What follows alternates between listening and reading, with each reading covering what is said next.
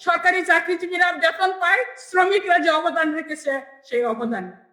ছোট্ট শ্রমিক মাত্র 20 বছরের রুবেল জীবন দিল। তার পরিবারে তার 2 বোন, তার বাবা মা বৃদ্ধ, অসুস্থ, 2 বোন ছোট মানুষ, কি করে এই সংসার চালায়?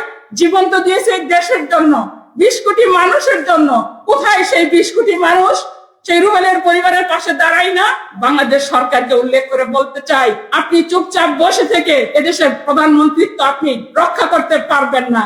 কারণ শ্রমিক শ্রেণীর অবদান দিয়ে আপনি মুসলেখা দেওয়া মানুষ সংসদে বসেছেন, এটা শ্রমিক শ্রেণীও জানে, বাংলার সকল জনগণ জানে। সেই মুসলেখা ঊর্ধ্ব করে আপনি সংসদে বসেছেন, প্রধানমন্ত্রী হয়েছেন, স্বপ্ন দেখতেছেন প্রধানমন্ত্রী। আপনার মা প্রধানমন্ত্রী, আপনার বাবা প্রধানমন্ত্রী, সেই সুবাদে আপনি প্রধানমন্ত্রী হননি। এদেশের জনগণ, এদেশের শ্রমিকরা জীবন দিয়েছে বলে আপনি এই সুযোগ পেয়েছেন।